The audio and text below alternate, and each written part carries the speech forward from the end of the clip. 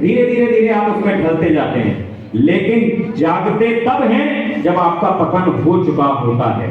तो इसलिए ऐसी चीजों को ना अपनाइए। सबसे पहला काम अपने आप को तैयार करिए। हमें कैसे जाना चाहिए, किस माहौल में हम रह रहे हैं, इनको हमें समझना होगा। हम अपने फ्रेंड्स के साथ जाएं, लेकिन सबको इस बात के लिए तैयार करें कि माता जी हमारे घर में, हमारे गार्जियंस हमारा इंतजार कर रहे हैं, हमें समय से घर पहुंचना चाहिए। प्रशासन का काम केवल इतना नहीं कि आप चाहे जिस समय निकलो हम घूमने निकल जाए और हमारा प्रशासन का काम है ऐसी जो इस तरह की शक्तियां हैं उनका नाश करना।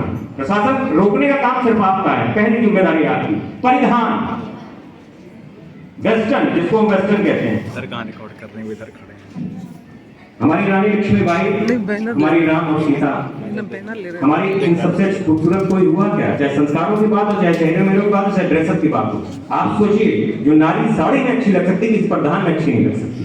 मेरा अपना मानना है कि आप अपने संस्कारों को, संस्कृति को, सभ्यता को अपने परिवार में भी सीख के करिए। ऐसी प्रधान को आपको कहीं पे दिक्कत पैदा कर सकती है, ऐसे हालात में आपको जोड़ सकती है। आप अपने गार्जियन से कहिए कि मैं इस तरह की प्रधान को नहीं पहनूं। मैं चाहता हूं कि अंधा युग है, दौड़ चल रही है, होड़ चल रही है एक के गाने की। मोबाइल में देखिए, कोई किसी से कम नहीं दिखना चाहता। मैं चाहता हूं कि जो आपकी प्रेजेंटेशन हो, आपकी प्रस्तुति हो, जो आपकी लोगों के दिलो दिमाग में छवि हो, वो दिल में बहुत साफ सुथरी और गंगा की तरह पवित्र हो। संगीत जैसे क्षेत्र में मैंने रहा, मेरे परिवार के संस्कार रहे, मैंने हमेशा कोशिश की कभी जीवन में ऐसा काम ना करूं कि परिवार के अगर मैं जो उसने लेवल बना के रखा उसी को बना के चलूं। लेकिन आप जैसी मात्र शक्तियां और आप जैसे मार्गदर्शन मिले तो मैंने हमेशा उनको अनुपालन करने की कोशिश की।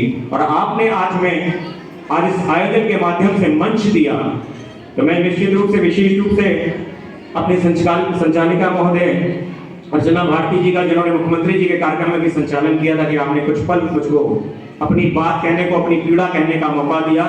और मुझे लगता है कि कुछ जो मातृशक्ति बैठी है, लड़कियां बैठी, अपाला और घोषा जैसे लोग बैठी हैं, वो कुछ परिवर्तन अपने जीवन में लाएंगी, तभी इस प्रोग्राम का सही मकसद होगा। और अंजू भाभी के लिए तो मैं यही कह सकता हूँ कि ऐसे पुरस्कारों से, चाहे मुख्यमंत्री लेवल की बात हो, चाहे नारी सशक्तिकरण की बात हो, चाहे मुझे याद है कि जब मैं पहली बार स्टे आकर्षण इंस्टीट्यूट गया तो उनसे जब बातचीत हुई तो उनकी मन की उमंगें क्या क्या थी, किस क्षेत्र में कितना काम करने लगे। उन्होंने सांस्कृतिक पहलुओं से शुरुआत की, लेकिन धीरे धीरे धीरे धीरे बढ़ती हुई वो शक्ति एक एम्बेसडर की तरह काम कर रही है, और उनका नाम है श्रीमती अंजू रानी जी। इनको अपना आशीर्वाद अपनी तालियों के माध्यम से दीजिए।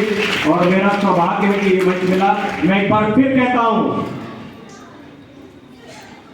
क्योंकि आप ये मान के चलिए कि जितनी भी घटनाएं हो रही हैं, जितने भी इस तरह की समाज में घटनाएं हो रही हैं, उसमें 90% लोग आपके अपने करीबी होते हैं, जो आपके हालात से वाकिफ रहते हैं। इसलिए बार बार कह रहा हूं, एक शब्द मुझे बहुत अच्छा लगा जो पूरी इस प्रोग्राम का स्लोगन था। इससे पहले हमारे जो संचालक महोदय थे, शायद पुष्पेंद्र जी थे, मैं नाम अगर मैं बोल रहा हूं, तो उन्होंने एक बात कही,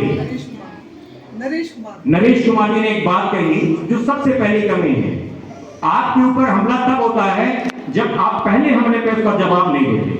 जैसे आपके साथ कोई हादसा हुआ, आपने उसको लोग क्या कहेंगे, मम्मी क्या कहेंगे, पापा क्या कहेंगे, पहला ही हादसा, किसी भी तरह का स्पर्श, किसी भी तरह का टच, किसी भी तरह का अल्फाज, किसी भी तरह का कमेंट्स, आपको जो आपका सबसे ज्यादा करीबी हो, चाहे वो स्कूल हो, चाहे कॉलेज हो, चाहे आपका घर हो, चाहे फ्रेंड्स हो, उससे शेयर करना है, जिससे उसकी जो क्षमताएं हैं आगे जो बढ़ने वाली है, दुगनी शक्ति से काम करने वाली हैं, वो वहीं पर रावण की तरह कुचल दी जाए। इन्हीं शब्दों के साथ अपनी वाणी विराम देता हूं। बहुत बहुत धन्यवाद। बहुत बहुत